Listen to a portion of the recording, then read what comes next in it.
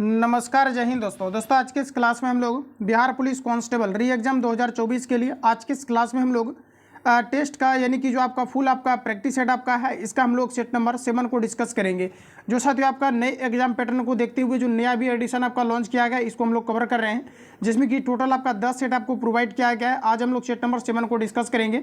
इसके पहले जो क्लास आपको ऑलरेडी प्लेलिस्ट में अरेंज किया गया है वहाँ से लेकर के आप लोग सारे क्लास को अटेम्प्ट लेंगे। तो फ्रेंड्स आज के सेशन में हम लोग जो फुल सेट को कवर करने वाले 100 क्वेश्चंस को, इन सभी में आपको सारे क्वेश्चंस को अटेम्प्ट लेना और 100 में से देखिए कि आप कितना एक्यूरेसी जो है आप मेंटेन कर पा रहे हैं। तो आइए साथियों आज के इस क्लास को कंटिन्यू करते हैं और चीज़ों को समझ। तो चलिए देखेंगे। तो दोस्तों आज का पहला प्रश्न हमारा दिया गया है कि निम्नलिखित में से कौन सा शब्द स्त्रीलिंग नहीं है, ये आपको पर पूछा जा रहा है। दोस्तों अगर यहाँ पर देखा जाए तो छात्रा आपका जो है स्त्रीलिंग होता है। इसके अलावा आप देखेंगे तो दिया गया पृथ्वी, जबकि दोस्तों पृथ्वी की बात करेंगे तो ये भी आपका स्त्रीलिंग होता है।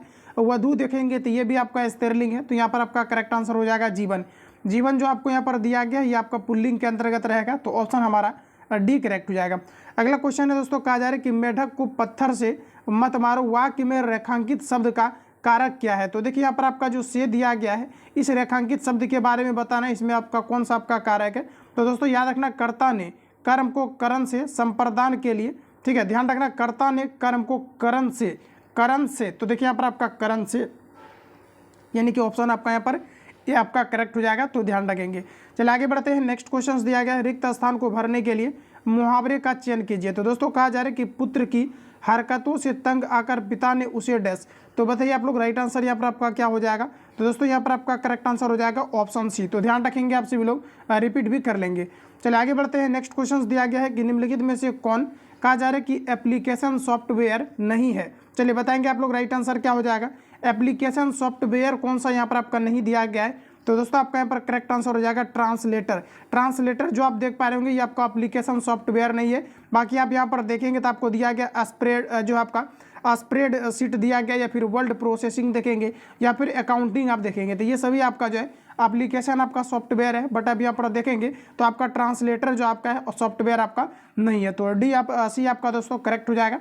नेक्स्ट क्वेश्चन कहा जा रहा है कि identify the conjunction given in the sentence. कहा जा रहा है कि ही इज रिच, कहा जा रहा है कि देयरफॉर ही इज हेल्पफुल। चलिए बताइएगा आप सभी लोग राइट आंसर आपका क्या हो जाएगा। तो फ्रेंड्स याद रखना, आप सभी लोग करेक्ट आंसर आपका हो जाएगा देयरफॉर। देयरफॉर क्या है आपका कंजंक्शन है। कंजंक्शन का मतलब क्या होता है, जब भी कभी कोई आपका वर्ड है ऐसा जो कि आपके दो सेंटेंस को आपस में जोड़ता है, इसे हम लोग कहते हैं कंजंक्शन। क्या कहते हैं, तो कंजंक्शन कहते हैं। तो यहाँ पर अगर आप देखेंगे तो जो हमारा देयरफॉर आपको दिया गया है ये क्या कर रहा है, तो ही इज रिच और ही इज हेल्पफुल, ये दो अलग अलग आपका सेंटेंस है और इसको जोड़ने का काम कौन कर रहा है, तो देयरफॉर, और इसी को हम लोग कहेंगे कंजंक्शन। तो यहाँ पर आप देखिएगा तो ऑप्शन आपका सी करेक्ट हो जाएगा। अगला क्वेश्चन है कि choose the correct preposition in the sentence given below. चलिए आंसर कीजिएगा आप सभी लोग फटाफट इसका। साथियों कहा जा रहा है यहाँ पर आपका, कहा जा रहा है कि Anu is standing dash Neha and दिया गया यहाँ पर आपका साक्षी। चलिए आंसर लगाइए आप सभी लोग, करेक्ट आंसर क्या होगा। तो दोस्तों यहाँ पर आप देखेंगे तो कहा जा रहा है कि Anu is standing dash Neha and दिया गया है शशि, सॉरी दिया गया है क्या आपका शशि। तो देखिए यहाँ पर आपका जो करेक्ट आंसर हो जाएगा इसके लिए आपका हो जाएगा बिटवीन। ध्यान रखना आप सभी लोग, क्या हो जाएगा आपका बिटवीन हो जाएगा। तो ऑप्शन अगर आपने सी दिया है तो बिल्कुल आपका दोस्तों करेक्ट है। चलिए अगला क्वेश्चन हमारा दिया गया है, कहा जा रहा है कि fill in the missing word in the blank. चलिए बताएंगे, कहा जा रहा है कि it is time for the tea dash taken. चलिए आंसर बताएंगे आप सभी लोग, करेक्ट आंसर क्या हो जाएगा। तो दोस्तों आपका यहाँ पर राइट आंसर हो जाएगा टू बी। ध्यान रखना टू बी, ध्यान रखना, it is time for the tea to be taken. तो अगर आपने बी दिया है तो बिल्कुल आपका करेक्ट है। चलिए आगे बढ़ते हैं। कहा जा रहा है कि fill in the blanks with the suitable helping verb. कहा जा रहा है कि एवरी ड्रॉप डैश, कहा जा रहा है कि कहा जा रहा है यहाँ पर आपका इनवैल्यूएबल। तो इसके लिए बताइए आप सभी लोग राइट आंसर क्या होगा। प्रीपोजिशन डालना है तो आपका यहाँ पर दोस्तों हो जाएगा इज। ध्यान रखना है एवरी ड्रॉप इज इनवैल्यूएबल हो जाएगा, यानी कि बी आपका दोस्तों करेक्ट हो जाएगा। चलिए आगे बढ़ेंगे। कहा जा रहा है कि प्रतियोगी परीक्षाओं द्वारा घोषित गोला फेंक, कहा जा रहा है कि स्पर्धा में महिला अभ्यर्थी द्वारा फेंके जाने वाले गोले का वजन कितना होता है, ये आपको पर पूछा जा रहा है। तो बिहार पुलिस में भी आप सभी लोगों को फिजिकल में फेंकना है आपको। चलिए बताएंगे आप लोग करेक्ट आंसर क्या हो जाएगा।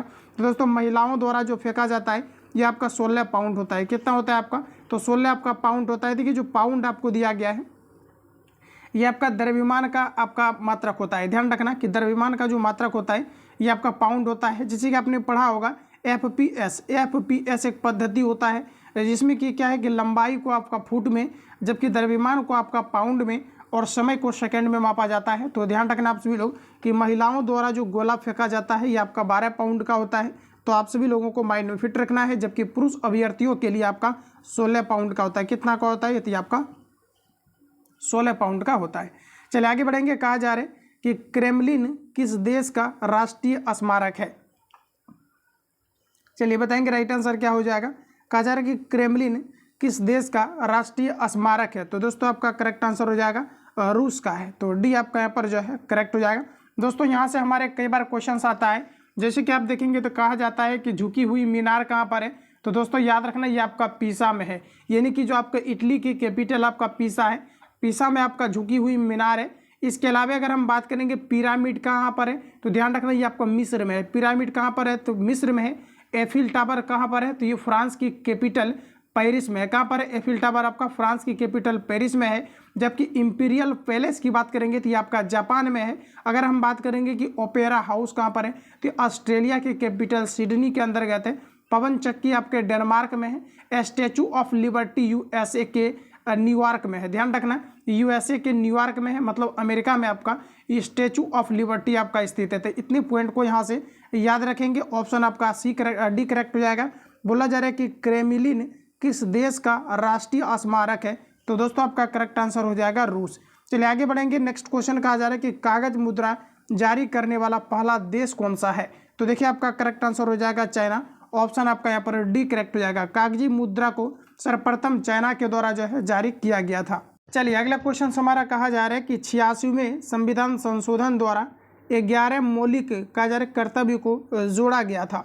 दोस्तों याद रखना 86वां संविधान संशोधन के तहत 11 मौलिक कर्तव्य को कब जोड़ा गया था? तो दोस्तों यहाँ पर आपका करेक्ट आंसर हो जाएगा 2002 में जोड़ा गया था। ध्यान रखना कब जोड़ा गया था? 2002 में जोड़ा गया था। और दोस्तों याद रखना इसी संशोधन के तहत क्या है कि 6 से लेकर के 14 वर्ष बच्चों के लिए अनिवार्य शिक्षा का प्रावधान किया गया, जिसका कि वर्णन आर्टिकल 21 के अंतर्गत आपका दिया गया है। तो दोस्तों रिपीट कर लेना, 86वें संविधान संशोधन द्वारा 11वें मौलिक कर्तव्य को कब जोड़ा गया था? तो याद रखना ये आप सभी लोग 2002 में जोड़ा गया था और इसी के तहत 6 से लेकर के 14 वर्ष बच्चों के लिए अनिवार्य शिक्षा का भी प्रावधान किया गया था। तो ऑप्शन आपका जो है यहाँ पर क्या हो जाएगा? बी आपका करेक्ट हो जाएगा।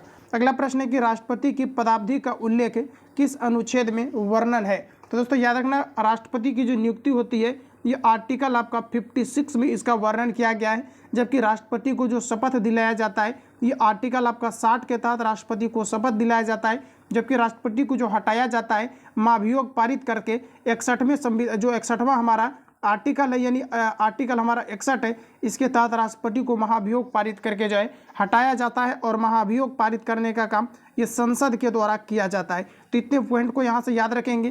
तो दोस्तों प्रश्न आपका पूछा जाता है कि जब भी कभी पूछा जाता है कि राष्ट्रपति को किस आर्टिकल के तहत हटाया जाता है, तो आर्टिकल 61 के तहत। राष्ट्रपति को शपथ किस आर्टिकल के तहत दिलाया जाता है, तो आर्टिकल आपका 60 के तहत। राष्ट्रपति भारत में होंगे इसका वर्णन आर्टिकल हमारा 56 के अंतर्गत वर्णन किया गया है। तो इतने पॉइंट को याद रखेंगे, बी हमारा यहाँ पर करेक्ट हो जाएगा। अगला प्रश्न है कि निम्नलिखित में से कौन सा दल राष्ट्रीय राजनीतिक दल नहीं है? चलिए आंसर बताएंगे आप सभी लोग। करेक्ट आंसर क्या हो जाएगा? दोस्तों याद रखना अभी अगर भारत में रिसेंटली आप देखेंगे तो टोटल 6 दल को मान्यता प्राप्त है। अगर आपको ये पूछा जाता है कि लास्ट में अभी किस राजनीतिक दल को जो है राष्ट्रीय मान्यता प्राप्त किया गया है, तो आप ध्यान रखना ये आम आदमी पार्टी है, जिसका कि छाप झाड़ू छाप है। तो ध्यान रखना अभी तक टोटल जो है आपके 6 राष्ट्रीय जो है नेशनल पार्टी का गठन किया गया है, जिसमें कि अगर नाम की बात करेंगे तो आपका हो जाएगा भारतीय जनता पार्टी, भारतीय राष्ट्रीय कांग्रेस हो जाएगा, Bahujan Samaj party, national people's party हो जाएगा, कम्युनिस्ट पार्टी ऑफ इंडिया, और आपका देखेंगे तो आम आदमी पार्टी है। तो इन सभी पॉइंट को आप लोग याद रखेंगे। अगर हम बात करेंगे सबसे पहला पार्टी कौन है, तो 1885 में गठन किया गया है, जो कि हमारा भारतीय राष्ट्रीय कांग्रेस है, जिसकी कि भारतीय राष्ट्रीय कांग्रेस की जो स्थापना किया गया है A.O. ह्यूम की अध्यक्षता में किया गया है। और भारतीय राष्ट्रीय कांग्रेस की पहली महिला अध्यक्ष कौन थी, तो ये सरोजिनी नायडू हो जाएगा।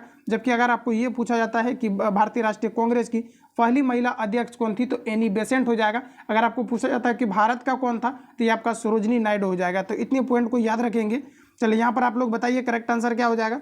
तो निम्नलिखित में से कौन सा कहा जा रहा है कि दल राष्ट्रीय राजनीतिक दल नहीं है, ये आपको पर पूछा है। देखिए बहुजन समाज पार्टी राजनीतिक दल आपका है, नेशनल पीपुल्स पार्टी राजनीतिक दल है, कम्युनिस्ट पार्टी ऑफ इंडिया, ये सभी आपका हो जाएगा। लेकिन आपका दोस्तों करेक्ट आंसर हो जाएगा डी, जो कि राजनीतिक पार्टी हमारा यहाँ पर नेशनल आपका नहीं है। अगला प्रश्न देखेंगे तो कहा जा रहा है कि निम्नलिखित में से किस देश से कर्क रेखा नहीं गुजरती है। दोस्तों याद रखना है, कर्क रेखा भारत के अंतर्गत टोटल 8 राज्यों से होकर के गुजरती है। कितने राज्यों से?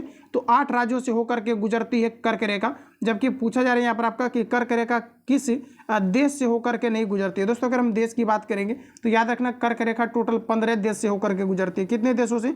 ये आपका 15 देश से होकर के गुजरती है। जबकि मकर रेखा देखेंगे तो ये आपका 10 जो है आपका देश से होकर के गुजरती है।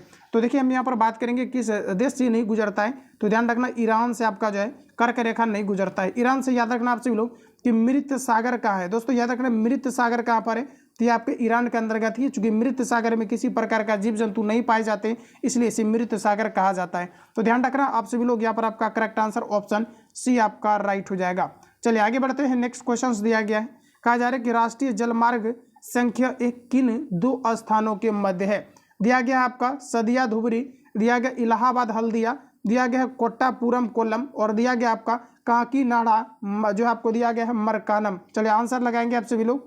तो दोस्तों याद रखना आप सभी लोग कि राष्ट्रीय जलमार्ग 1 जो आपका है ये किसके बीच आपका स्थित है। तो दोस्तों आपका यहाँ पर करेक्ट आंसर जो हो जाएगा ये आपका इलाहाबाद और हल्दिया के बीच है। तो ऑप्शन आपका बी करेक्ट हो जाएगा। इसका कंप्लीटली फ्रेंड्स आपको पीडीएफ आंसर टिक करके आपको मिल जाएगा।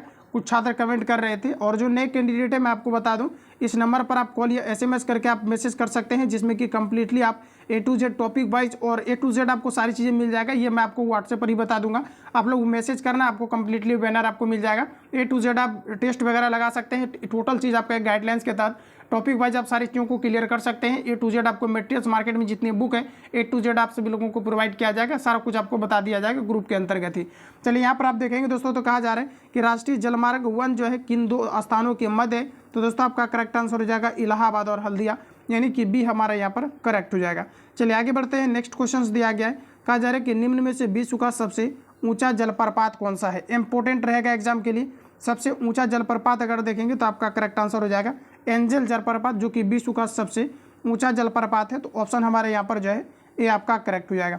अगला प्रश्न कहा जा रहा है कि महासागरीय जल का ऊपर उठना एवं गिरना क्या कहलाता है। महासागरीय जल का ऊपर उठना एवं गिरना क्या कहलाता है। तो ये आपका कहलाता है ज्वार भाटा, और ज्वार भाटा का प्रमुख कारण है चंद्रमा, पृथ्वी और सूर्य का एक लाइन में आ जाना, या फिर ज्वार भाटा का पृथ्वी का परिभ्रमण गति आपका है। तो ऑप्शन आपका ए करेक्ट हो जाएगा। चलिए अगला प्रश्न आपको नेक्स्ट में दिया गया है। दोस्तों कहा जा रहा है कि निम्नलिखित क्षेत्रों में से किस में जुलू जनजाति पाई जाती है। दोस्तों याद रखना भारत के अंतर्गत भील जनजाति जो है ये सबसे बड़ी समुदाय है भील जनजाति की। जबकि दोस्तों हम बात करेंगे कि निम्नलिखित में से किस कहा जा रहा है कि क्षेत्र में, यानी कि निम्नलिखित क्षेत्रों में किस में जुलू जनजाति पाई जाती है। तो याद रखना आप सभी लोग, यहाँ पर आपका करेक्ट आंसर हो जाएगा ये आपका नेटौल प्रांत में जुलू जनजाति पाई जाती है। तो आपका यहाँ पर सी करेक्ट हो जाएगा। अगला प्रश्न आप देखेंगे तो यहाँ पर कहा जा रहा है कि 2.3535 यानी आप रेकरिंग लगा सकते हैं। कहा जा रहा है कि इसे P/Q के रूप में लिखे। चलिए आंसर करेंगे आप सभी लोग, इसका करेक्ट आंसर क्या हो जाएगा। तो दोस्तों याद रखना इसके लिए मैंने आपको बताया था, क्या बताया था, इसको हम लोग कैसे लिख सकते हैं। तो 2.35 पर हम लोग रेकरिंग लिख सकते हैं, क्योंकि यहाँ पर बार बार आपका संख्या का रिपीटेशन हो रहा है। तो दोस्तों सिंपली हम लोग क्या करेंगे 235 लिखेंगे, और यहाँ पर देखिए कितने अंक पर आपका क्या है रेकरिंग है 2 अंक पर, तो नीचे आपको 2 तो 9 लिख देना है। इसका करेक्ट आंसर हो जाएगा। सपोज कीजिए कि 2 नहीं रहता, अगर 0 रहता है तो फिर आपका 35 अपॉन आपका 99 आपका हो जाता है। तो यहाँ पर आपका देखिए करेक्ट आंसर आपका क्या हो जाएगा, तो आपका हो जाएगा 235/99, यानी कि ऑप्शन आपका यहाँ पर ये करेक्ट हो जाएगा। तो ध्यान रखेंगे 233। देखिए यहाँ पर दोस्तों मैंने गलत इसको कर दिया। यहाँ पर देखिए आपको सिंपली क्या करना है कि देखिए दोस्तों ऐसा जो क्वेश्चन आपको दिया गया है, यहाँ पर देखिए आपका जैसे 2.3 आप 5 लिखेंगे तो इस पर देखिए आपको रेकरिंग दिया गया है, ठीक है। अब देखिए इसको सिंपली रेकरिंग अगर हम लोग हटाते हैं तो ऊपर में आपका कितना हो जाएगा, तो ऊपर आपका 235 तो आपका होगा ही, और नीचे में आपका 99 होगा। लेकिन जिस पर रेकरिंग नहीं रहता है इसको हम लोग क्या करते हैं माइनस कर देते हैं। दोस्तों ध्यान रखना, तो इसमें अगर माइनस करेंगे तो ये आपका 233 बटे आपका 99 आपका हो जाएगा। और इस प्रकार से अगर देखिएगा तो करेक्ट आंसर हमारा डी करेक्ट हो जाएगा। तो थोड़ा सा मिस्टेक कर दिया था मैंने, आप सभी लोग इसको जो है सॉल्व करेंगे। अगला क्वेश्चन आप देखेंगे तो कहा जा रहा है fx बराबर x² + x - 1, और कहा जा रहा है कि 4fx इक्वल टू दिया गया है f2x। कहा जा रहा है तो x का मान क्या होगा, ये आप सभी लोगों को पूछा जा रहा है। आइए हम लोग इसको सॉल्व करते हैं। देखिए इसको आप लोग सॉल्व करेंगे, इसका करेक्ट आंसर आपका 4/3 आ जाएगा। तो इसको आप सभी लोग जो है सॉल्व करेंगे। चलिए आगे बढ़ते हैं। अगला क्वेश्चन आपको देखिए नेक्स्ट कहा जा रहा है कि dx/dx x² log आपका जो है x का मान क्या होगा। देखिए डिफ्रेंसिएशन से क्वेश्चन आपका डाला गया है। तो दोस्तों यहाँ पर आपका देखिए जो करेक्ट आंसर हो जाएगा ऑप्शन आपका ए करेक्ट हो जाएगा। तो आप सभी लोग इसको सॉल्व करेंगे। अगला क्वेश्चन हमारा नेक्स्ट दिया गया है कि निम्नलिखित विकल्पों में से कौन सा एक वाक्य कहा जा रहा है कि क्रिया विशेषण से संबंध रखता है, ये आपको यहाँ पर पूछा जा रहा है। चलिए आंसर करेंगे आप सभी लोग। तो देखिए दोस्तों आपका यहाँ पर करेक्ट आंसर जो हो जाएगा घोड़ा बहुत तेज दौड़ता है, ऑप्शन आपका सी करेक्ट हो जाएगा। और देखिए ये जो क्वेश्चन आपको दिया गया है इसके बारे में थोड़ा समझिए कि ये जो क्वेश्चन आपका ये क्या है कि नया एडिशन में इसको डाला गया है, बट ये क्वेश्चन आपका पूछा नहीं जाएगा। चूंकि आप देखेंगे तो जो आपका एग्जाम कंडक्ट हुआ है अभी रिसेंटली आपका 1 अक्टूबर को, तो इस प्रकार के क्वेश्चन आपका नहीं आया था।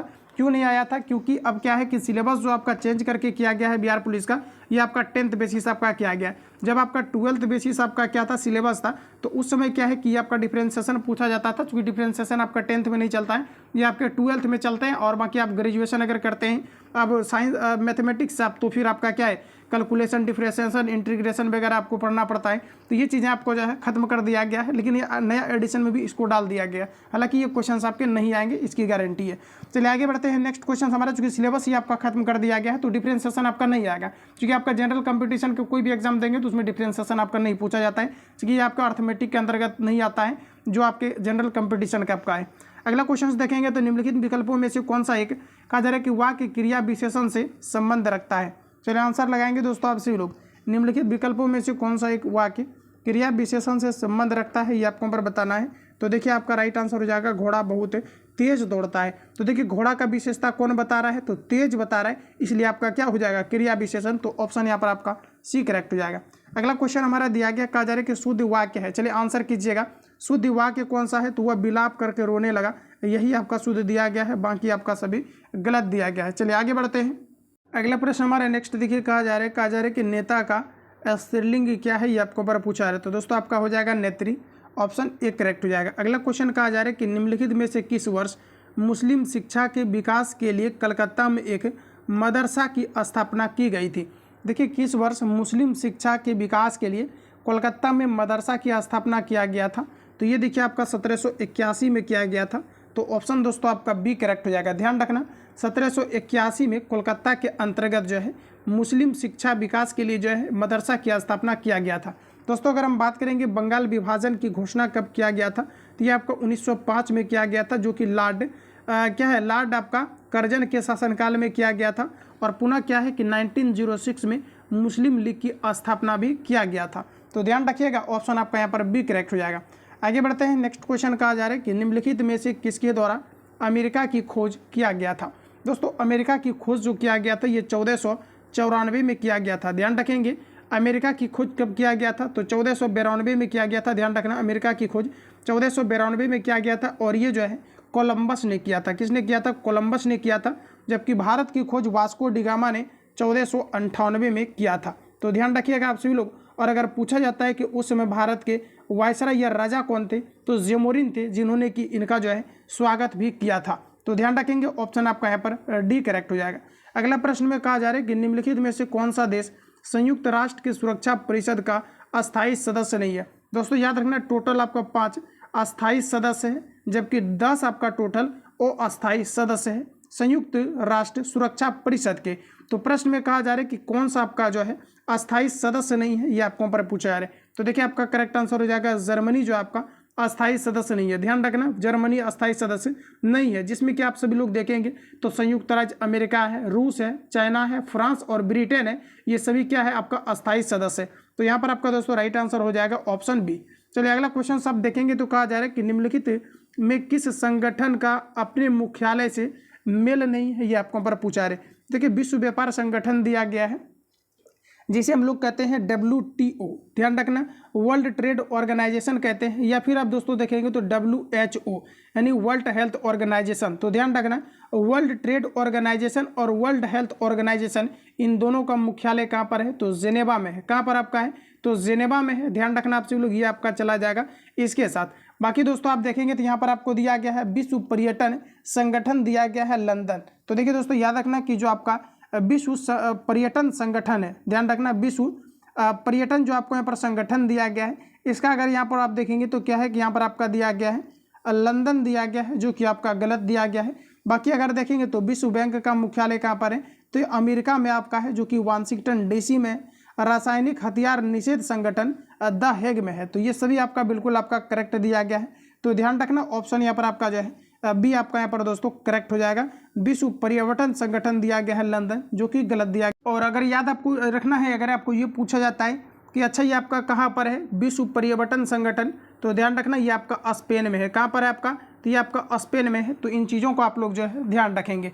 चलिए आगे बढ़ेंगे। नेक्स्ट क्वेश्चन कहा जा रहा है कि किस मुगल शासक ने गोलकुंडा को जीतकर अपने साम्राज्य में मिला लिया था। दोस्तों याद रखना किस कहा जा रहा है कि शासक ने गोलकुंडा को जीतकर अपने साम्राज्य में मिला लिया था। तो दोस्तों आपका यहाँ पर करेक्ट आंसर हो जाएगा औरंगजेब ने।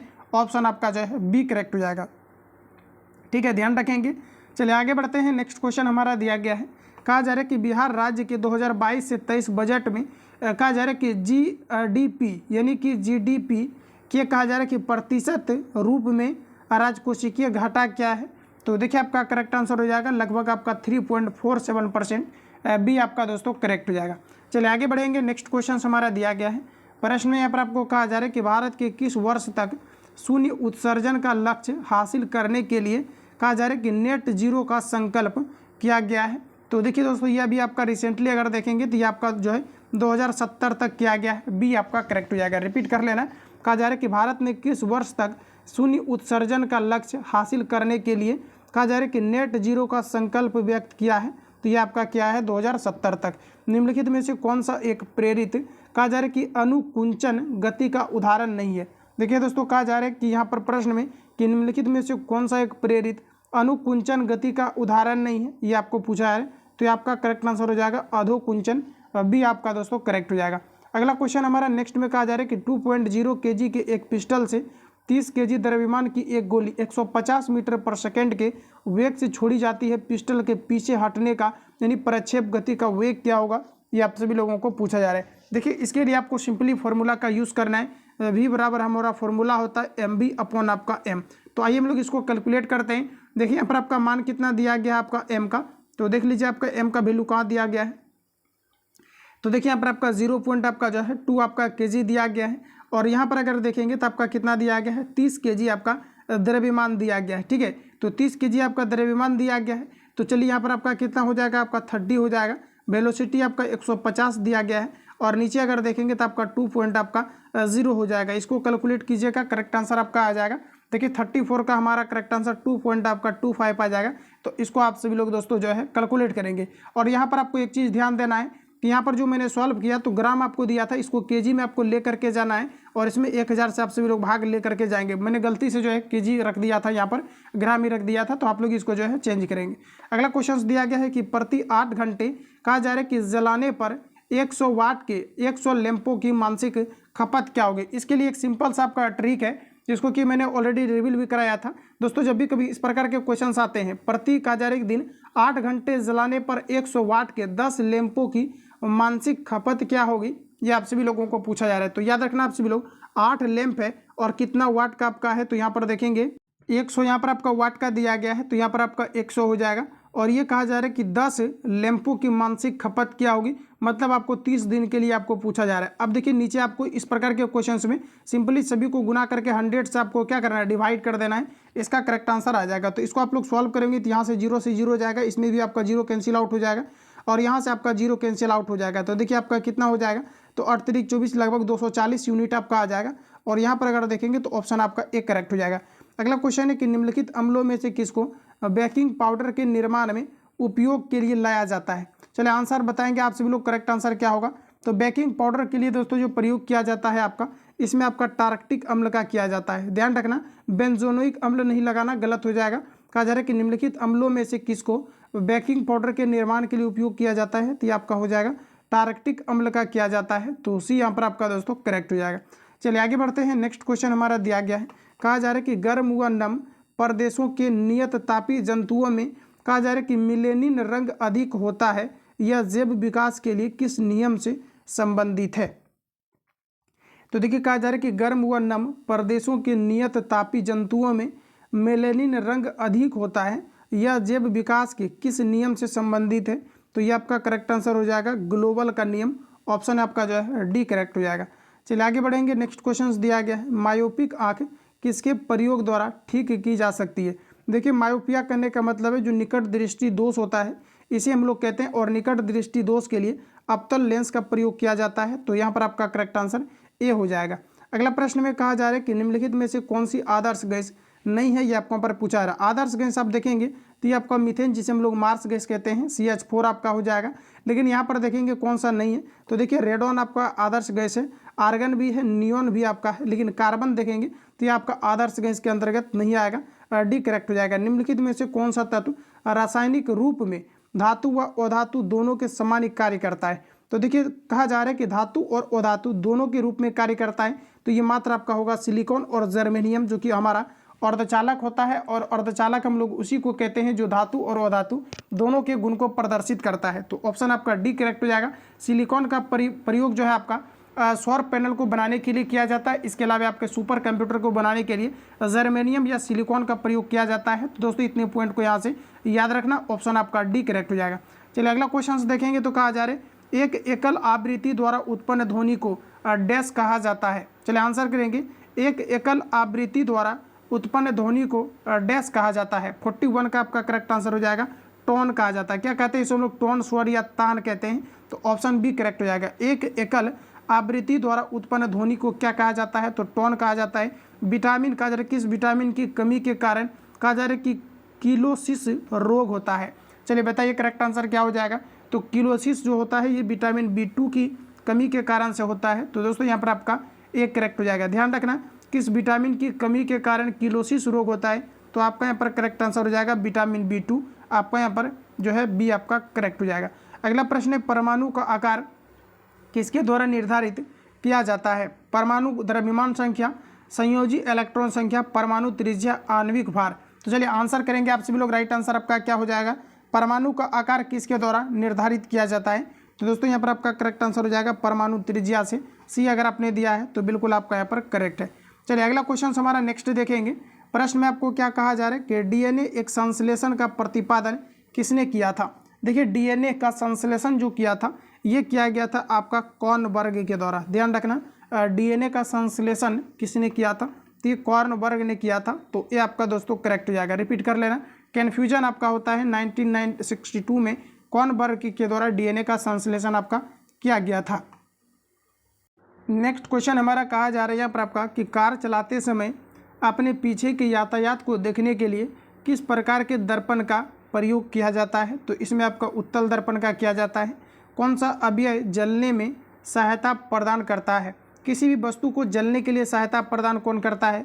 तो मुख्य रूप से आप देखेंगे तो ऑक्सीजन करता है। इसकी ऑक्सीजन के अनुपस्थिति में दहन संभव नहीं है। चलिए अगला क्वेश्चन देखेंगे। कहा जा रहा है कि अमोनिया का यूरिया में परिवर्तन कौन करता है? देखिए दोस्तों जो आपका NH3 होता है अमोनिया, इसको यूरिया यानी कि आपका NH2CO और NH2 जिसे हम लोग यूरिया कहते हैं, और प्रयोगशाला में सर्वप्रथम आपका यूरिया का ही आपका निर्माण करवाया गया था। तो कई बार क्वेश्चन हमारा आता है कि प्रयोगशाला में बनने वाला सबसे पहला कार्बनिक पदार्थ क्या था? तो ये आपका यूरिया था। और हमारे बॉडी के अंतर्गत यूरिया 2.5% आपका पाया जाता है। तो अमोनिया का यूरिया में परिवर्तन कौन करता है ये आप सभी लोगों को बताना है। तो ये आपका करेक्ट आंसर हो जाएगा यकृत करता है। ध्यान रखना अमोनिया का यूरिया में परिवर्तन कौन करता है? तो ये आपका यकृत करता है। तो यहाँ पर आपका दोस्तों बी करेक्ट हो जाएगा।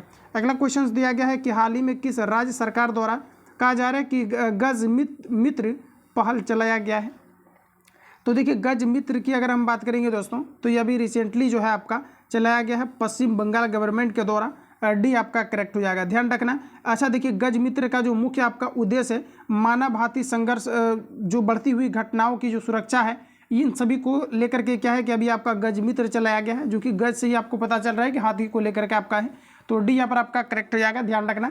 चलिए आगे बढ़ेंगे। निम्नलिखित में से कौन सा वर्तमान समय में केंद्र सरकार में कानून मंत्री है? इंपॉर्टेंट रहेगा एग्जाम के लिए। ध्यान रखना आपका करेक्ट आंसर हो जाएगा अर्जुन राम मेघवाल, जो कि अभी रिसेंटली आप देखेंगे तो भारत में क्या है आपका तो कानून मंत्री के रूप में इसे जो है नियुक्त किया गया। इसके पहले अगर देखेंगे तो रेणु रज्जू था, जबकि आप देखेंगे तो निम्नलिखित में से कौन वर्तमान में केंद्र सरकार में कानून मंत्री है? तो आपका दोस्तों करेक्ट आंसर हो जाएगा अर्जुन राम मेघवाल।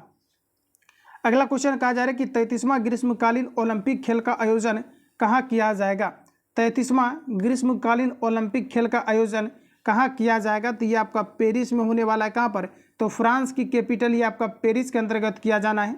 ऑप्शन आपका डी करेक्ट हो जाएगा, 2024 में आपके होने हैं, तो ऑप्शन आपका डी करेक्ट हो जाएगा। अगला प्रश्न कहा जा रहा है कि निम्नलिखित में से किस देश द्वारा प्रधानमंत्री नरेंद्र मोदी को companion of the order of कहा जा रहा है कि जो आपका लोंगहू सम्मान दिया गया है। तो देखिए दोस्तों, यह भी दिया गया आपका पापुआ न्यू गिनी के द्वारा, तो बी आपका करेक्ट हो जाएगा। ध्यान रखना आप सभी लोग, प्रश्न में हमारा कहा जा रहा है कि निम्नलिखित में से कहा जा रहा है कि किस देश द्वारा प्रधानमंत्री नरेंद्र मोदी को कंपेनियन ऑफ द कहा जा रहा है कि ऑर्डर ऑफ लोंगहू सम्मान दिया गया है, तो यह आपका पापुआ न्यू गिनी के द्वारा दिया गया है, तो बी करेक्ट हो जाएगा। बैटरी के धनात्मक ध्रुव से जोड़े गए इलेक्ट्रोड को क्या कहते हैं। देखिए, धनात्मक ध्रुव से जोड़े गए इलेक्ट्रोड को क्या कहते हैं, तो दोस्तों इसे हम लोग कहते हैं एनोड। ध्यान रखना, धनात्मक जो आपका पॉजिटिव होता है इसे एनोड कहते हैं, जबकि जो निगेटिव होता है इसे हम लोग कैथोड कहते हैं। तो ध्यान रखना, एनोड किसको कहते हैं, तो ये आपका धनात्मक को कहते हैं, तो आपका यहाँ पर सी करेक्ट हो जाएगा। अगला प्रश्न हमारा नेक्स्ट कहा जा रहा है कि घरेलू विद्युत उपकरणों में प्रयुक्त सुरक्षा फ्यूज तार उस धातु से बनी होती है जिसका प्रतिरोध अधिकतम होता है, गलनांक कम होता है। ध्यान रखना, प्रतिरोध अधिकतम होता है, गलनांक कम होता है, तो यहाँ पर आपका करेक्ट आंसर जो है बी आपका करेक्ट हो जाएगा। ध्यान रखना आपका दोस्तों, याद रखना कि जो सुरक्षा फ्यूज के लिए बनाया जाता है इसमें आपका टीन और आपका सीसा रहता है। ध्यान रखना, टीन और आपका सीसा का मिश्र धातु रहता है जिसका कि गलनांक कम और प्रतिरोध आपका उच्चतम होता है, तो ऑप्शन आपका यहाँ पर बी करेक्ट हो जाएगा। आगे बढ़ते हैं, अगला क्वेश्चन हमारा नेक्स्ट में दिया गया है, कहा जा रहा है कि ध्वनि तरंग का आयाम किस पर निर्भर करता है। तो देखिए, ध्वनि तरंग का आयाम जो है वस्तु के कंपन के लिए प्रयुक्त बल है। ध्यान रखना, ध्वनि का तरंग आयाम किस पर डिपेंड करता है, तो वस्तु के कंपन के लिए प्रयुक्त बल पर डिपेंड करता है, तो डी आपका करेक्ट हो जाएगा। नेक्स्ट है कि नो मैन आर कहा जा रहा है कि फॉर्जन इज रिटन बाय। चलिए आंसर बताएंगे। कहा जा रहा है कि नो मैन आर, कहा जा रहा है कि फॉर्जन, इसके लिए बताना है आपका कि करेक्ट आंसर क्या होगा, किनके द्वारा ये आपका लिखा गया है। तो दोस्तों ये आपका लिखा गया है जमेक किरकप के द्वारा लिखा गया है, तो ऑप्शन आपका यहाँ पर जो है बी आपका दोस्तों करेक्ट हो जाएगा। चलिए आगे बढ़ेंगे, नेक्स्ट क्वेश्चन हमारा दिया गया है, प्रश्न में हमारा कहा जा रहा है कि ट्रांसलेट इनटू हिंदी। देखिए, कहा जा रहा है कि most of the people live in villages, इसके लिए आपको हिंदी में ट्रांसलेट करना है। आपका करेक्ट आंसर हो जाएगा ज़्यादातर लोग गाँव में रहते हैं, यानी कि बी आपका करेक्ट हो जाएगा। Call it a day means, चलिए आंसर बताएंगे आप सभी लोग, इसका मतलब क्या हुआ। कहा जा रहा है कि call it a day means क्या होगा। चलिए आंसर करेंगे, तो दोस्तों आपका करेक्ट आंसर हो जाएगा रिटायर फ्रॉम वर्क। क्या हो जाएगा आपका, रिटायर फ्रॉम वर्क, तो इसको ध्यान रखना आप सभी लोग। कहा जा रहा है कि कॉल इट ए डे, तो इसका हो जाएगा रिटायर फ्रॉम वर्क, तो ए आपका करेक्ट हो जाएगा। Synonyms of the word strong, चलिए आंसर करेंगे। स्ट्रॉन्ग का साइनोनिम्स क्या होगा। स्ट्रॉन्ग मतलब क्या होता है, मजबूत होता है। स्ट्रॉन्ग मतलब क्या होता है, मजबूत होता है, तो इसका साइनोनिम्स बताना है जो कि आपके सेम मीनिंग को रिप्रेजेंट करे, तो आपका करेक्ट आंसर हो जाएगा रोबस्ट। ध्यान रखना, रोबस्ट आपका हो जाएगा, ऑप्शन आपका एक करेक्ट हो जाएगा, या फिर आपका स्टडी भी हो सकता है। अगला क्वेश्चन कहा जा रहा है कि choose the incorrectly spelled word. चलिए बताएंगे, कैलकुलेट के लिए आपका करेक्ट आंसर जो है आपका क्या होगा। इनकरेक्टली यानी गलत जो दिया गया है, इसके लिए बताएंगे, अलग अलग आपका वर्ड दिया गया है, आप देखिएगा तो यहाँ पर आपका करेक्ट आंसर हो जाएगा। जो यहाँ पर आपको दिया गया है मैनिपुलेट दिया गया है, दोस्तों ये आपका गलत है। मैनिपुलेट का अगर स्पेलिंग देखेंगे तो MANI होता है, MA होना चाहिए था, यहाँ पर आपका E दिया गया है, इसलिए आपका दोस्तों ये आपका गलत हो जाएगा, यानी कि ऑप्शन हमारा जो है सी आपका करेक्ट हो जाएगा। चलिए आगे बढ़ते हैं, नेक्स्ट क्वेश्चन हमारा दिया गया है, कहा जा रहा है कि choose the error if any the sentence given below. कहा जा रहा है कि I think India will win the 2020 cricket match. चलिए बताइए करेक्ट आंसर क्या हो जाएगा। तो दोस्तों आपका यहाँ पर कोई एरर नहीं दिया गया है। निम्नलिखित में से कौन सा ताप मापी नहीं है। देखिए दोस्तों, ताप मापी यंत्र की अगर हम बात करेंगे तो ये आपका द्रव तापी हो जाएगा, डॉक्टरी ताप मापी हो जाएगा, गैस ताप मापी। सेल्सियस पैमाना जो है आपका ताप नहीं मापता है, ऑप्शन आपका यहाँ पर डी करेक्ट हो जाएगा। आपको लग रहा होगा कि ये टेम्परेचर मापता है, तो ये टेम्परेचर का नहीं होता है, केल्विन में आपका टेम्परेचर को मापा जाता है, तो डी आपका दोस्तों करेक्ट हो जाएगा। तो यहाँ पर कन्फ्यूजन अभ्यर्थी को होते रहता है, तो ध्यान रखना निम्नलिखित में से कौन सा ताप मापी नहीं है, तो सेल्सियस पैमाना नहीं है, तो डी आपका करेक्ट हो जाएगा। अगला क्वेश्चन है, कहा जा रहा है किसी संधारित्र को वैद्युत परिपथ में किस लिए प्रयोग में लाया जाता है। किसी संधारित्र को, संधारित्र मतलब कैपेसिटर, जो पंखा में कंडेंसर का यूज़ करते हैं, तो ये आपका एनर्जी को स्टोर करता है। क्या करता है? एनर्जी को स्टोर करता है। और आपका राइट आंसर हो जाएगा विद्युत आवेश को संग्रहित करता है, यानी कि सी आपका करेक्ट हो जाएगा। अगला क्वेश्चन है कि थीन किस पादप जो है कोशिकाओं द्वारा उत्सर्जित होता है। दोस्तों बात कर लेंगे हम लोग थीन, तो थीन आपके पाया जाता है चाय में। कहाँ पर? चाय में। और चाय का सबसे ज़्यादा उत्पादन असम के अंतर्गत किया जाता है। और चाय में आपका थीन पाया जाता है। बिहार के अंतर्गत चाय किशनगंज के अंतर्गत किया जाता है। किशनगंज के अंतर्गत बिहार में सबसे अधिक वर्षा होती है। तो देखिए कहा जा रहा है कि थीन किस पादप कोशिकाओं द्वारा उत्सर्जित होती है, तो ये आपका हो जाएगा चाय की।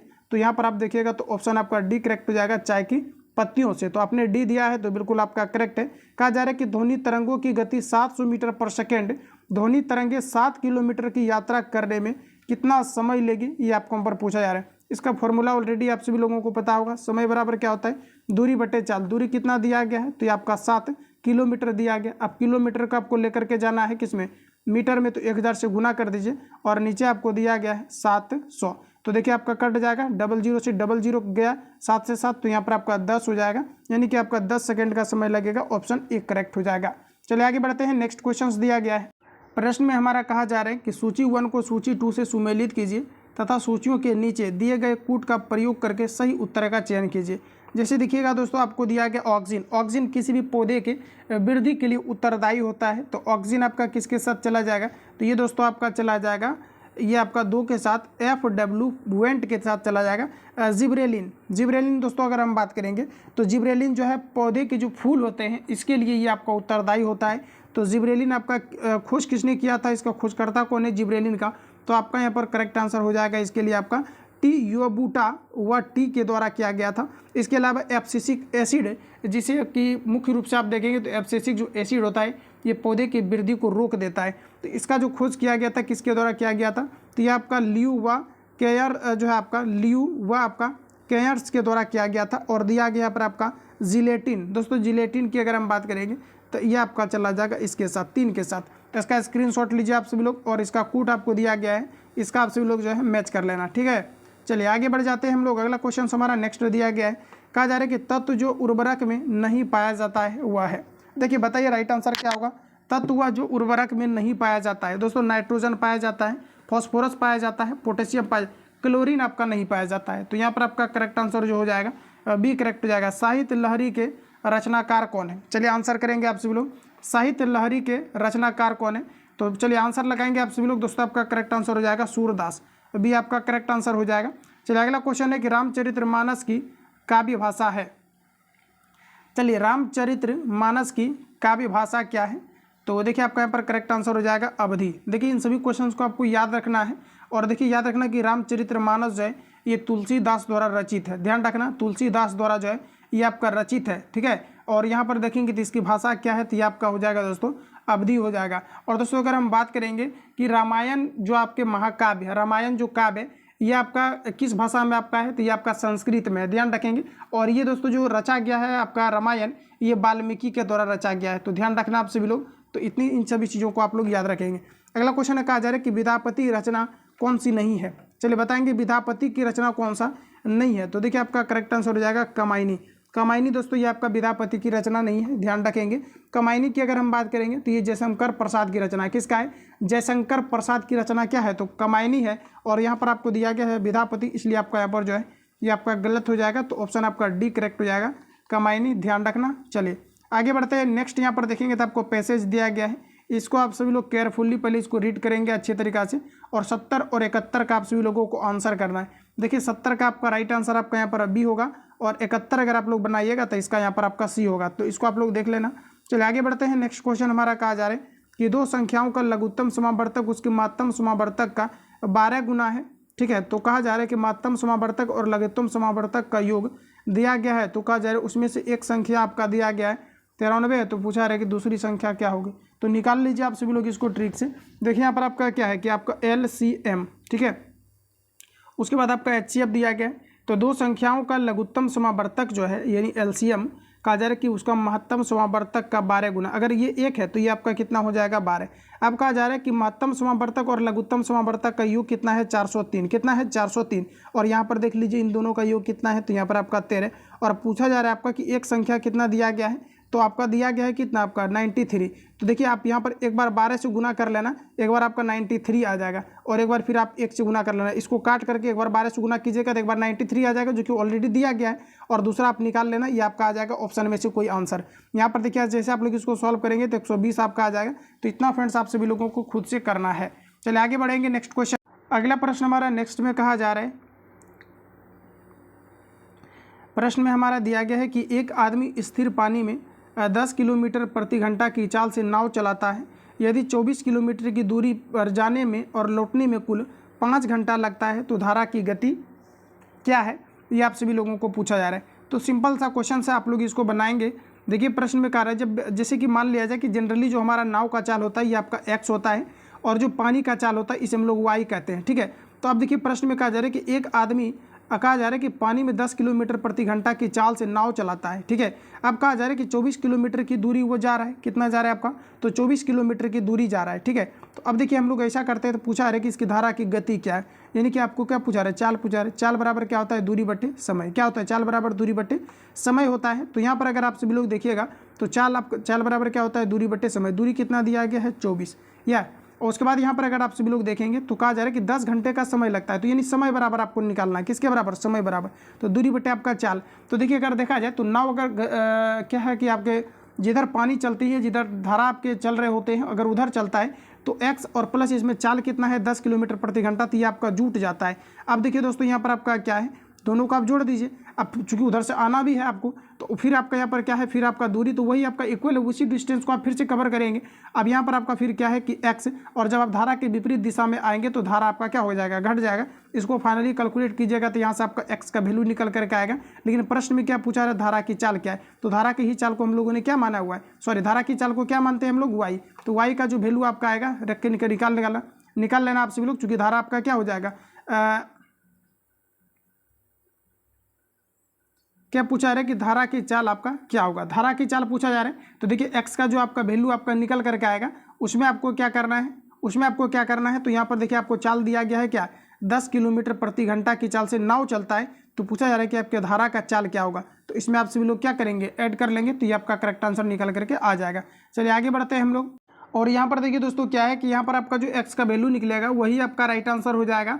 क्योंकि यहाँ पर आप देखेंगे तो आपका धारा के लिए आपका जो है अपोजिट डायरेक्शन में के लिए जो है यहाँ पर मतलब आपके धारा की चाल के लिए यहाँ पर आपका किसी प्रकार का चर्चा आपका नहीं किया गया है, इसी कारण से। क्योंकि हम लोग y वहाँ पर मानते हैं जहाँ पर कि क्या होता है कि द्विघात समीकरण के रूप में आपका इक्वेशन आता है, और जब हम लोग दोनों को या फिर डबल इक्वेशन आने की पॉसिबिलिटी होती है, उस प्रकार के क्वेश्चन रहते हैं, तो दोनों को हम लोग जब सॉल्व करते हैं तो वहाँ पर आपका एक्स वाई का वैल्यू आपका निकलता है। लेकिन यहाँ पर जो एक्स का वैल्यू आएगा वही आपका यहाँ पर करेक्ट आंसर हो जाएगा। तो इसको आप लोग सॉल्व करना, आपका करेक्ट आंसर आपका यहाँ पर ये आपका आ जाएगा। ठीक है, थोड़ा सा आपको इरिटेशन हुआ होगा क्योंकि थोड़ा आप लोग मैनेज कर लेना इसको। ठीक है, सॉल्व कर लेना आप लोग इसको। ठीक है, जो एक्स का वैल्यू आपका निकलेगा वही आपका आंसर हो जाएगा, जो नए कैंडिडेट है खास करके उसके लिए। अगला क्वेश्चन दोस्तों देखेंगे तो कहा जा रहा है एक शंकु के आधार का क्षेत्रफल दिया गया है 57 सेंटीमीटर स्क्वायर और ऊंचाई दिया गया है 10 सेंटीमीटर। तो शंकु का आयतन क्या होगा, ये आपको नंबर पूछा रहा है। शंकु का आयतन निकालने के लिए हमारा फॉर्मूला होता है 1/3 पाई आर स्क्वायर आपका h होता है, ध्यान रखना h होता है। अब देखिए यहाँ पर क्या है कि आपका ऊंचाई दिया गया है, लेकिन यहाँ पर आपका r नहीं दिया गया चूँकि हमें चाहिए r। तो देखिए यहाँ पर आपका क्या है दोस्तों, तो r आपको निकालना है, r बराबर आपका वाट हो जाएगा। अब देखिए यहाँ पर क्षेत्रफल दिया गया आधार का, तो आधार का जो क्षेत्रफल होता है पाई आर स्क्वायर बराबर 57 दिया गया। यहाँ से इसको कैलकुलेट कीजिए, आपका r निकल जाएगा, और फिर आपको 1/3 पाई आर स्क्वायर h पर निकाल लेना है, शंकु का आयतन आपका आ जाएगा। तो इसको जैसे आप लोग सॉल्व करेंगे तो इसका करेक्ट आंसर आपका ए आ जाएगा। तो इजी क्वेश्चन है, इसमें टाइम क्या किल करना है, तो आप लोग सॉल्व करेंगे।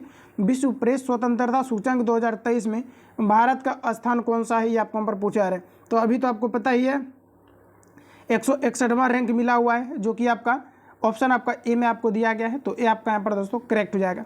अगला प्रश्न कहा जा रहा है कि निम्नलिखित में से किस दिन को विश्व पर्यावरण दिवस मनाया जाता है। तो दोस्तों आपका यहाँ पर करेक्ट आंसर हो जाएगा विश्व पर्यावरण दिवस प्रत्येक वर्ष 5 जून को मनाया जाता है। 15वां हॉकी विश्व कप 2023 का आयोजन भारत के किस राज्य में किया गया। तो दोस्तों याद रखना 15वां हॉकी विश्व कप 2023 का आयोजन भारत के किस राज्य में किया गया है, तो ये आपका ओडिशा में किया गया था। ऑप्शन आपका जो है डी करेक्ट हो जाएगा। अगला प्रश्न हमारा नेक्स्ट देखेंगे तो कहा जा रहा है कि निम्नलिखित में से कौन पर्वतमाला में कहा जा रहा है कि कर्नाटक राज्य के मुख्यमंत्री हैं। देखिए कहा जा रहा है कि निम्नलिखित में से कौन वर्तमान में कर्नाटक राज्य के मुख्यमंत्री है, ये आपको यहाँ पर पूछा रहा है। तो दोस्तों आपका यहाँ पर करेक्ट आंसर हो जाएगा, ये आपका करेक्ट आंसर हो जाएगा सिद्धारमैया, ऑप्शन आपका सी करेक्ट हो जाएगा। नेक्स्ट क्वेश्चन कहा जा रहा है कि ताला को चाबी से खोलना किसका उदाहरण है। तो देखिए आपका यहाँ पर करेक्ट आंसर हो जाएगा ऑप्शन सी, बल युग्म का उदाहरण है जिसे हम लोग टॉर्क कहते हैं। तो ऑप्शन आपका यहाँ पर सी करेक्ट हो जाएगा। जब भी कभी बल क्या होता है कि इस प्रकार से आपका लगता है, इसी को हम लोग कोरियोलिसिस बल या फिर इसे हम लोग टॉर्क कहते हैं। तो ऑप्शन आपका डी करेक्ट, सी करेक्ट हो जाएगा। अगला क्वेश्चन है कि निम्न में से कौन से नील हरित शैवाल लाल सागर को कहा जा रहा है कि लाल सागर को लाल रंग प्रदान करता है। आंसर बताएंगे आप सभी लोग, निम्नलिखित में से कौन से नील हरित शैवाल लाल सागर को लाल रंग प्रदान करता है, ये आपको हमारा पूछा रहा है। तो दोस्तों आपका करेक्ट आंसर हो जाएगा ट्राइकोडेस्पियम, ध्यान रखना ट्राइकोडेस्पियम इरिथोरियम, ध्यान रखना यही आपके करते हैं। तो ये आपका यहाँ पर करेक्ट हो जाएगा। अगला प्रश्न में कहा जा रहा है कि असंतुलित रासायनिक समीकरण को क्या कहा जाता है। चलिए आंसर लगाएंगे। असंतुलित रासायनिक समीकरण को प्राकृतिक रासायनिक समीकरण कहा जाता है, ये करेक्ट हो जाएगा। असंतुलित रासायनिक समीकरण को क्या कहा जाता है। तो असंतुलित रासायनिक समीकरण को प्राकृतिक यानी कि प्राकृतिक रासायनिक समीकरण कहा जाता है। याद रखना फ्रेंड्स आप सभी लोग, असंतुलित रासायनिक समीकरण को प्राकृतिक रासायनिक समीकरण कहा जाता है। अगला प्रश्न कहा जा रहा है कि निम्नलिखित में से कहा जा रहा है कि निम्नलिखित में किस दिनांक को वीर कहा जा रहा है कि बाल दिवस के रूप में मनाया जाता है। चलिए आंसर करेंगे आप सभी लोग, निम्नलिखित में से किस दिन को जो है वीर बाल दिवस के रूप में सेलिब्रेट किया जाता है, ये आपको यहाँ पर पूछा है। देखिए दोस्तों यहाँ पर जो मैंने आपको क्वेश्चंस कराया शायद से कि आपका एरर हो गया। कहा जा रहा है असंतुलित रासायनिक समीकरण को क्या कहा जाता है। तो दोस्तों इसे कहा जाता है आपका कंकाल रासायनिक समीकरण। ध्यान रखना आप सभी लोग, असंतुलित रासायनिक समीकरण को क्या कहा जाता है, तो कंकाल रासायनिक समीकरण कहा जाता है। तो यहाँ पर आपका सी करेक्ट हो जाएगा। नेक्स्ट क्वेश्चन आपको देखिए दिया गया है। प्रश्न में हमारा कहा जा रहा है कि निम्नलिखित में से किस दिनांक को व्हील बार दिवस के रूप में जो है मनाया जाता है। तो दोस्तों आपका राइट आंसर हो जाएगा 26 नवंबर को मनाया जाता है। ऑप्शन अगर आपने ए दिया है तो बिल्कुल आप लोगों का करेक्ट है। अगला क्वेश्चन हमारा नेक्स्ट दिया गया है कि निम्नलिखित में से कौन सा राज्य बड़े राज्यों में खाद्य सुरक्षा सूचांक में प्रथम स्थान पर है। तो देखिए कौन सा राज्य है जो कि खाद्य सुरक्षा सूचांक में प्रथम नंबर पर है। तो आपका करेक्ट आंसर हो जाएगा केरल, ऑप्शन ए करेक्ट हो जाएगा। मध्यकालीन, और दोस्तों याद रखना केरल से आप लोग कि पेरियार जो है ये आपका केरल के अंतर्गत है। मध्यकालीन भारत में कहा जा रहा है कि खराज किस पर लगने वाला कर था। तो देखिए मध्यकालीन भारत में खराज किस पर लगने वाला कर था।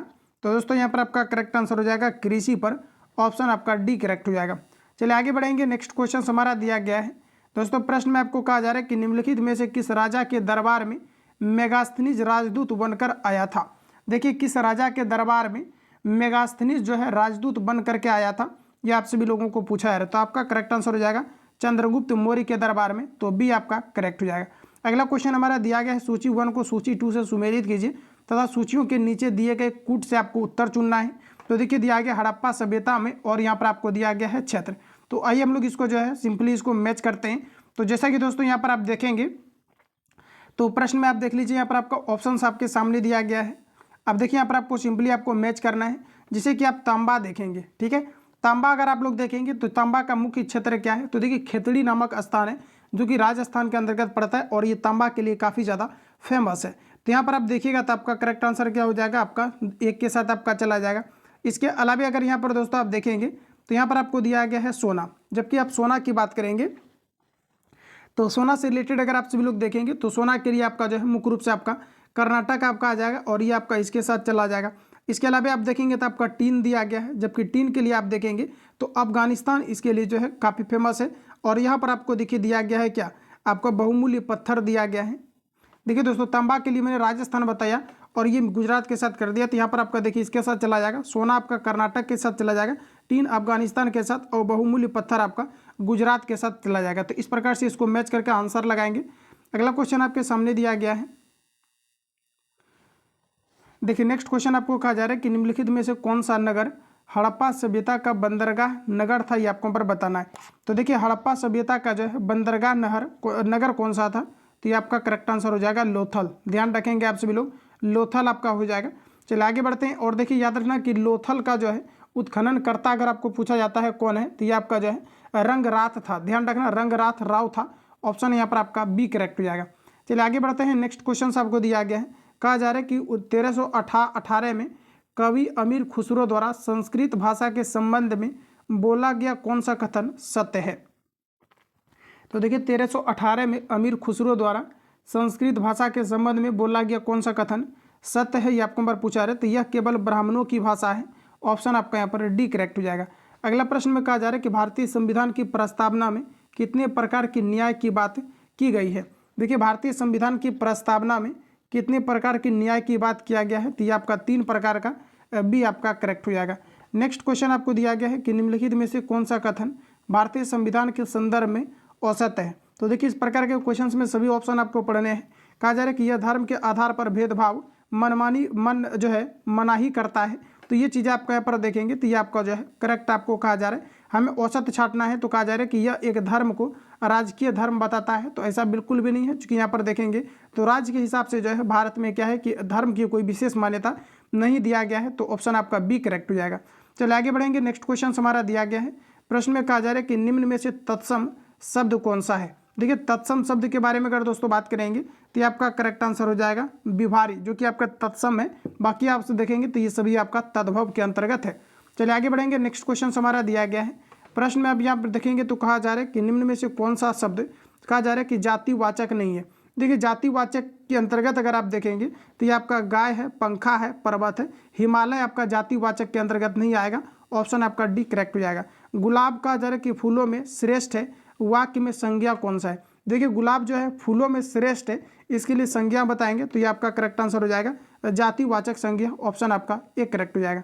नेक्स्ट क्वेश्चन हमारा कहा जा रहा है कि यह पुस्तक वही है जो मेरे पाठ्यक्रम में है, वाक्यांश में निश्चयवाचक सर्वनाम शब्द कौन सा है। तो देखिए निश्चयवाचक सर्वनाम के अंतर्गत आपका जाएगा वही, जो कि आपका 100% इंडिकेट करता है कि वही पुस्तक है, तो आपका यहाँ पर एक करेक्ट हो जाएगा। अगला प्रश्न देखेंगे तो कहा जा रहा है कि यदि थीटा न्यून कौन हो तो tan theta plus cot theta बराबर 2, तो tan स्क्वायर 10 पर पावर 5 थीटा प्लस कहा जा रहा है कि 10 पर पावर 5 थीटा का मान क्या होगा, ये आप सभी लोगों को पूछा रहे। देखिए कोई भी यहाँ पर एक ऐसा मान रखिए कि जिसका कि वैल्यू आपका 2 के बराबर हो जाए, और वही वैल्यू फिर यहाँ पर आप लोग रखेंगे तो इसका दोस्तों आपका करेक्ट आंसर निकल करके आ जाएगा। तो ऐसा हम लोग करते हैं कि tan थीटा और cot थीटा का मान अगर आप 1 रखते हैं तो इसका यहाँ पर आपको सेटिस्फाई कर देगा, क्योंकि tan थीटा जो आप tan जो आपका थीटा का मान अगर आप 1 लेकर के चलते हैं, और यहाँ पर अगर 1 देखेंगे तो ये आपका जो है 45 आपका दे देता है। तो यहाँ पर 45 रखिए, यहाँ पर भी 45 रखिए, और यहाँ पर भी आप लोग अगर 45 की जगह पर अगर 1 रखते हैं तो यहाँ पर अगर 45 यहाँ पर भी अगर आप सभी लोग रख देते हैं तो 1 प्लस आपका 1 कितना हो जाएगा, आपका 2 हो जाएगा। और इस प्रकार से अगर देखेंगे तो ऑप्शन आपका बी करेक्ट हो जाएगा। अगला क्वेश्चन हमारा नेक्स्ट दिया गया है, देखिए कहा जा रहा है a plus B plus C equal to 0, तो पूछा जा रहा है यहाँ पर आपका इसका मान क्या होगा, ये आप सभी लोगों को पूछा जा रहा है। देखिए दोस्तों इस प्रकार के क्वेश्चंस को अगर आप लोग देखेंगे तो यहाँ पर सिंपली आपको जो है a बराबर 1, b बराबर 1 और c बराबर अगर 1 लेकर के चलते हैं तो आपका 0 के बराबर नहीं आएगा। तो कुछ आपको ऐसा यहाँ पर मान रखना है जो कि इसको सेटिस्फाई कर दे, ठीक है। तो ऐसा हम लोग यहाँ पर करते हैं कि 1 के जगह यहाँ पर 1 रखते हैं, और यहाँ पर भी हम लोग 1 रखते हैं, और c के जगह पर -2 रखते हैं, इसको सेटिस्फाई कर देगा, और यही चीज़ यहाँ पर रखिए आपका करेक्ट आंसर आ जाएगा। तो इसको आप लोग सॉल्व करेंगे, राइट आंसर आपका यहाँ पर 3 आ जाएगा। तो इसको आप लोग जो है सॉल्व कीजिएगा। चलिए आगे बढ़ते हैं। नेक्स्ट क्वेश्चन है, जब घड़ी के समय में 7:20 होती है तब घंटे की सुई तथा मिनट की सुई के बीच का कौन क्या होगा, ये आपको पर पूछा रहा है। सिंपली अगर आपको घड़ी बनाना है या तो फिर इसको डायरेक्टली आप सॉल्व भी कर सकते हैं। इसके लिए देखिए सिंपल सा आपका एक फॉर्मूला होता है, जिसमें कि दोस्तों आपका क्या होता है, तो ये आपका जो है 11/2m और माइनस आपका जो है 30 आपका h होता है। तो इस पर आप सब लोग जो है सॉल्व कर सकते हैं। इसका करेक्ट आंसर आपका निकल करके आ जाएगा, जहाँ m के जगह पर आपको मिनट रखना है और h के जगह पर आपको घंटा रखना है। सॉल्व कीजिए, इसका करेक्ट आंसर आ जाएगा, और इसको सॉल्व करने के बाद फाइनली आपका जो है 100 डिग्री आ जाएगा। अगला क्वेश्चन दिया गया यहाँ पर आपका कि हेक्सागोन शब्द के सभी अक्षरों को कितने संभव शब्द बनाए जा सकते हैं, ये आपको पर पूछा जा रहा है। देखिए इस प्रकार के क्वेश्चंस में आपको फैक्टोरियल का यूज़ करना पड़ता है, और इसमें सबसे पहले तो आप देखेंगे तो यहाँ पर आपका स्वर का चर्चा कर दिया है। तो ऐसे केस में आपको यहाँ पर सिंपली आपको गिनना है। तो देखिए इसमें अगर आप स्वर देखेंगे तो स्वर इसमें आपका टोटल 3 है, ठीक है। अब व्यंजन देखेंगे तो स्वर को हटा दीजिए, आपका टोटल व्यंजन बच जाएगा। तो देखिए 1 2 और यहाँ से आपका 3 हट जाएगा, तो व्यंजन की संख्या आपका टोटल कितना हो जाएगा, 4। कितना हो जाएगा आपका, तो 1 2 3 4 हो जाएगा। तो ये आपका कितना हो जाएगा, 4 आपका फैक्टोरियल हो जाएगा। तो इस प्रकार से अगर दोस्तों देखेंगे तो आपको क्या करना है, कि जो आपके व्यंजन आपके होते हैं इसमें हम लोग एक बढ़ा करके लेते हैं, ये आपका ट्रिक है। तो देखिए आपका 5 इंटू 4 इंटू आपका 3 इंटू आपका 2 हो जाएगा, और इसी 3 को हम लोग 3 इंटू 2 इंटू 1 रखेंगे। सभी को गुना कीजिए घटते क्रम में, जो आपका फैक्टोरियल का मतलब होता है। फाइनली इसको गुना करेंगे, इसका करेक्ट आंसर आपका 720 आ जाएगा। तो ऑप्शन यहाँ पर आपका ये करेक्ट हो जाएगा। अगला प्रश्न हमारा नेक्स्ट दिया गया है, कहा जा रहा है कि हॉप स्पॉट की अवधारणा का प्रतिपादन किसने किया था। देखिए कहा जा रहा है कि हॉप स्पॉट की अवधारणा का प्रतिपादन किनके द्वारा किया गया था। तो ये किया गया था डॉक्टर सल्विया अर्ल के द्वारा।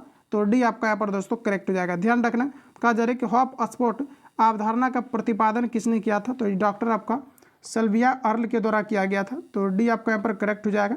अगला क्वेश्चन दिया गया है, किसी भी इकाई के क्षेत्र समय में कहा जा रहा है कि जो है आपका सकल बायोमास की मात्रा डैश को कहते हैं। देखिए प्रश्न को समझेंगे। कहा जा रहा है कि किसी भी इकाई के समय विशेष में, कहा जा रहा है कि समय विशेष में कहा जा रहा है कि सकल बायोमास की मात्रा को डैश कहते हैं। तो देखिए इसे हम लोग कहते हैं उत्पादन। ऑप्शन आपका बी करेक्ट हो जाएगा। देखिए इसको एक बार रिपीट कर लेंगे। कहा जा रहा है कि किसी भी इकाई क्षेत्र के समय विशेष में सकल बायोमास की मात्रा को डैश कहते हैं, तो इसे कहा जाता है उत्पादन। तो बी आपका यहाँ पर दोस्तों करेक्ट हो जाएगा। तो फाइनली जो है आपका फुल सेट आपका कवर हो गया है, जिसमें कि 100% प्रश्न को मैंने बेहतरीन तरीका से आपको कवर करा दिया है। बाकी किसी प्रकार का डाउट या संशय हो तो कमेंट बॉक्स में फीडबैक देंगे। मिलते हैं नेक्स्ट क्लास में, तब तक के लिए जय हिंद, बेस्ट ऑफ लक।